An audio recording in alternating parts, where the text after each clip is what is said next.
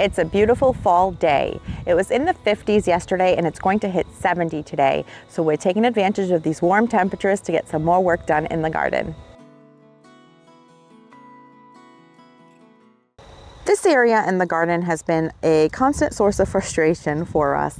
It is very weedy and we've tried on at least 3 separate occasions to get this under control, manually pulling the weeds, using our flamethrower to kill the weeds, and they always come back.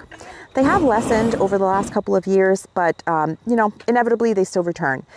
So what we did here was we have, for the last couple of years, been using this commercial grade landscape fabric to sort of retain the weeds, keep them down, and it's been working really well. So what we did was we started kind of moving some of the rocks around. So we pulled all the weeds, we weed whacked them down real low, and we used the hand pruners to cut any sticks that would have maybe potentially poked through the fabric. And we, instead of using landscape pins for a majority of this, we did find from experience that when we use landscape pins on the fabric that we have on the ground, inevitably where we hit rock, it would leave a hole, and it was just enough for weeds to start growing through. So based on that experience, what we did was we tried to just lay the fabric down and use rocks to weight it down. And so we'll see over time how that works out. For now, it seems to be doing okay. The bottom of it feels like felt, so it does sort of stick itself to the soil. And so we think for that reason, if we, you know, the way we strategically place the rocks, it should hold it down. But I found some of this this is a type of juniper. It has blue in the name. I think it's called Bar Harbor juniper, and it's a blue tinge, the color of the foliage. And I was able to find them marked down at Lowe's in one of my recent trips. And so what I did was we planted some periodically, you know, like spaced out. And I'm hoping that over time that these will grow and create sort of an evergreen ground cover. So we'll see how that works out. There's this little spot here that I decided we are going to plant this fig tree in. I've had this fig tree for 3 years. It has yet to give me figs, and I am pretty much done with it. So this is the last ditch effort. In my zone, technically you're supposed to protect fig trees over the winter, but I figure if I throw it in this little corner, it might be slightly protected by these rocks, and maybe it'll make it. Maybe it won't. So right now it's sink or swim time for this fig. I have too many things that I have to already bring in and out for the winter. This is one less thing I'll have to worry about. If it makes it, great, and if it doesn't, that's okay. I'll pull it up and plant something else in its place next year. There is a big rock underneath the landscape fabric here, and it's become kind of a tripping hazard, mostly for myself, but I thought that since we were working in this area, we could try to lift it and use it as another rock to kind of hold down the fabric, depending how big it is. That's the thing, you never really know until you start trying to pull it up, but it looks like this one's not putting up too much of a fight. I swear this backyard was a rock quarry at some point, because we have a ton of rock. This is a pretty big rock. Look at this. See, it on the surface, it's deceiving because it doesn't look like it's going to be huge, but it always is. Careful with this so it doesn't fling on me. Oh, heck yeah, that's a lot of rocks. It's a good sized rock.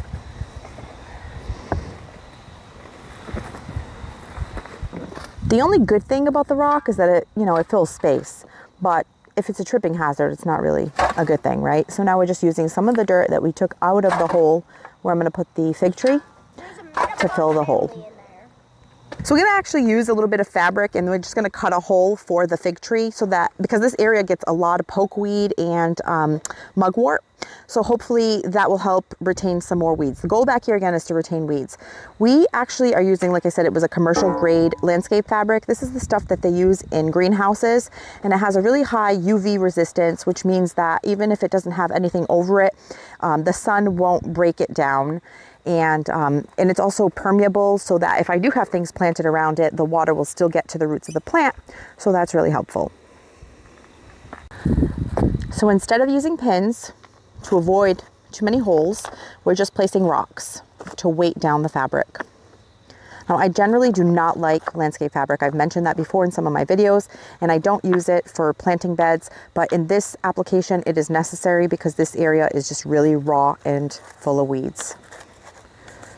I recently transplanted these rhododendron from the foundation side of the house to this corner here because they were getting hidden by my evergreens, and so I thought that they'd be a lot happier to have their own space. And what I had to do was sort of make a retaining wall with some of these boulders to keep the soil up there. And I still need to fill it with a little bit more soil and then apply some mulch before we go into the winter. And I think this will be a much better spot. Instead of planting the fig first and then having to deal with cutting around all of the branches, we just placed the fabric first. We felt where the hole was and we're making a big X. And then what we'll do is we're going to fold the fabric in and underneath and then plant the fig.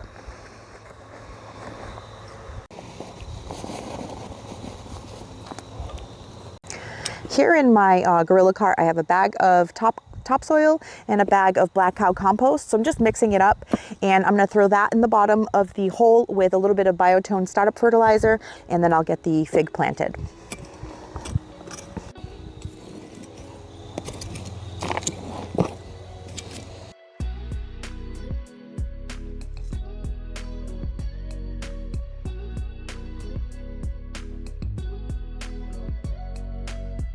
And here it is. It's all planted. Next on the list for today is planting this tri-colored beech that I actually bought on clearance this summer for about 20 bucks back in July. And I've kept it in the container all of this time because I wasn't sure exactly where I wanted to put it and to figure out the light conditions for it. So now I've decided to put it here along the back edge of our lawn in this spot, and I believe it's going to be great because this gets a little bit of midday sun, but it is pretty shady otherwise. And I think that even though it says full sun, everything I've read indicates that these trees like part sun. So we'll see how it goes. I think this will be a nice spot for this tree. We have a eastern redbud on the other side, and then here, if this tri-colored beech makes it, it'll be a pretty red accent backing up to the woods. And having a tree on either side of this path to the vegetable garden, I think will look really nice. So now all I have to do is get some Biotone and some fresh compost in here. We might have to stake it to keep it nice and upright over the winter because we do get a lot of wind in this garden, and that'll be it. Tri-colored beeches are really slow growing trees from everything I've read when I was researching it, but the foliage is really beautiful. But it seems like to get that multicolor foliage, they need to get just the right amount of sun. And so we're gonna have to figure out what that is. I've read that they like morning sun and afternoon shade. And this area is morning shade and a little bit of afternoon sun. But we're gonna have to see how it goes.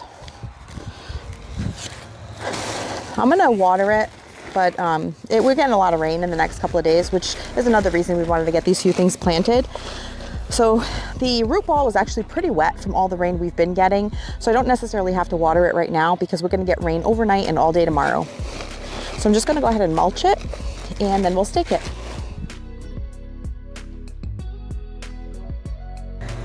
We were able to drive a bamboo stick pretty deep into the dirt where we planted the tree, and now we're just going to secure the central leader of the beech to the bamboo stick. This is just to give it a tiny bit of stability to make it through the winter and with the wind that we get back here. We really like using this stretchy green tape to secure things that we're trying to stake because it stretches. So if the tree trunk kind of starts expanding, from growth, it's not going to harm the trunk because the tape expands as the tree fills out or grows. The next thing on the list is to dig up this huge clump of iris in this back border in the garden. And George is working on getting that out for me. I'm going to divide it in a couple of sections, and then I'll just plant a small piece somewhere else in the back bed here. The reason we are digging up this iris is to plant this false holly goshiki or Osmanthus plant. It is part sun and deer resistant. And since this is an area that the deer like to frequently travel through, I think this will be a really good evergreen to place in this corner here. So that is the next thing on the list for today. All right, we got the iris out. And even though it's been planted there for about 4 years now or so, it's very shallow rooted. So it came up pretty easily. And I'm going to go ahead and divide that in a few clumps. I'll give some away and I'll plant a clump in another spot here on this back bed. We did some measurements, and the Osmanthus gets to be 3 to 5 feet tall and wide. So in order to center it in this general area, we kind of have to dig a hole on the side of where the hole from the iris was. George loves that. That even though we had a hole, we got to make a new hole. Thought I had an easy one. I know. Sorry, babe. So, hole in progress. Of course, look, another rock. No shortage of rocks around here.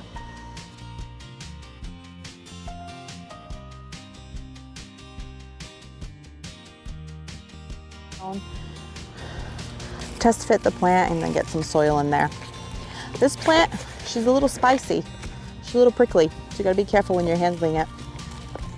But I think it'll be really pretty to give a little bit of wintergreen interest, evergreen interest in this back corner, and something that is deer-proof is always a bonus in our garden. They have a direct path right into the yard here.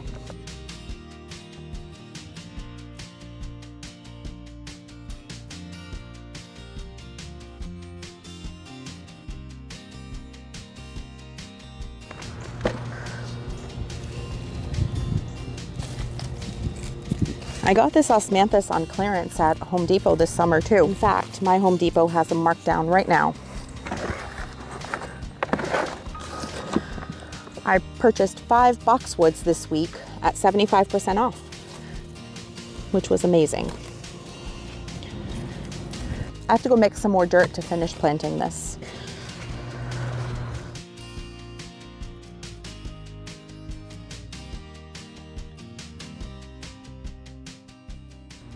Here are the Boxwoods that I mentioned that I bought this week on clearance, 75% off. So they were $16.98 and I got them for maybe like just over $5 a piece. Really good deal. They say that these get 24 to 36 inches tall and wide, but I'm pretty sure they get a little bit bigger. But my plan is to prune them in a ball shape as they grow. So now I got to find a spot for them. But let me show you something else that I got 75% off as well. Some more grasses or carex, and I got 3 different varieties, and I'm definitely going to split them when I plant them because these grow pretty quick. So I also have to find a spot for these, but that's the thing that we gardeners do, right? Buy now, worry about the spot to plant them later. So this one is Evercolor Everest. So carex and sedge, it's the same thing. Sometimes they call it sedge, sometimes they call it carex. This is part sun. It gets 12 inches tall and wide, hardy to negative 20 degrees. Has a really pretty variegated foliage. I also got this sedge Evergold or Evergold carex, also part sun, and 12 to 18 inches tall and wide and negative 10 degrees hardiness. This one's also variegated, but this one looks like 2 shades of green, or green with yellow in the center. It's so pretty. And then I got this cool one, which this container is packed. This thing definitely wants out of this nursery pot here. So I can definitely divide this in at least 3 different plants. This one is called Blue Sedge Blue Zinger, Carex Flocka. This one's full sun, where the other 2 were part sun, and it gets this really pretty blue color. Now some of it's pretty dry, but you can still see some of those blue blades here.